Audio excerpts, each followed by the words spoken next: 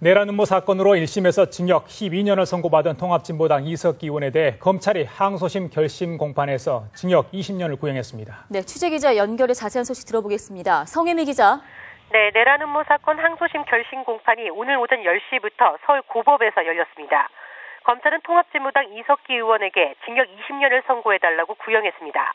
이상호 피고인 등 5명에게는 징역 15년을, 한동근 피고인에게는 징역 10년을 구형했습니다.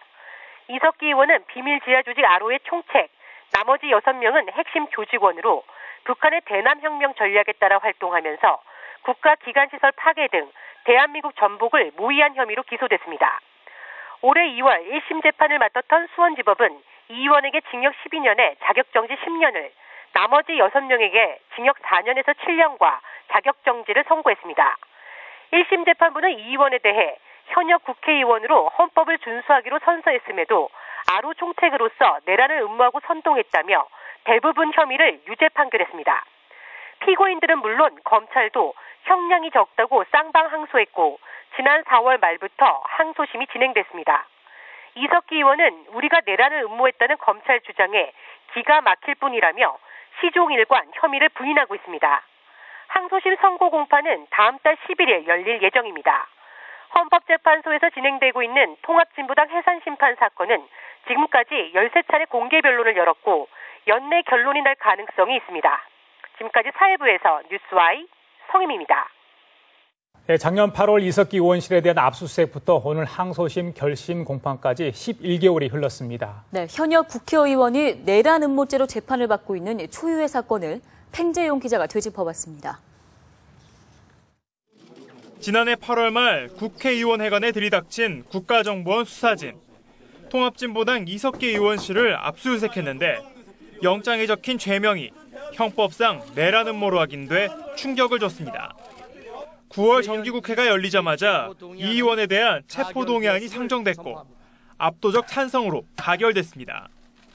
국정원은 이례적으로 구인장 집행에 나서면서 통합진보당 당원, 지지자와 격렬한 몸싸움이 벌어졌습니다.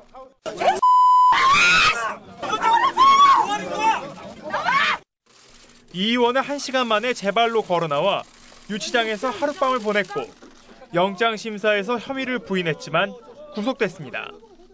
과 정의는 반드시 승리할 점 있습니다.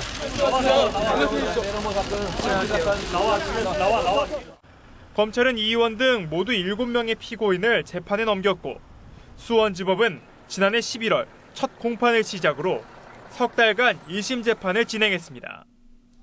국정원 수사관이 증언할 때는 신분 노출을 막고자 방청석 앞에 가림막을 설치하고 검정 우산으로 얼굴을 가렸기도 했습니다. 올해 2월 18일 1심 재판부는 이석기 의원에 대해 내란 음모와 선동, 국가보안법 위반 혐의를 모두 유죄로 인정해 징역 12년을 선고했습니다. 나머지 6명의 피고인에게는 징역 4에서 7년이 선고됐습니다. 2라운드 항소심은 서울고법에서 4월 말부터 시작됐습니다.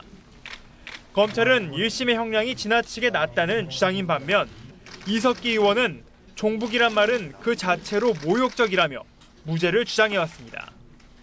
항소심 재판부는 다음 달 11일 판결을 선고할 예정입니다. 뉴스와이 팽재용입니다.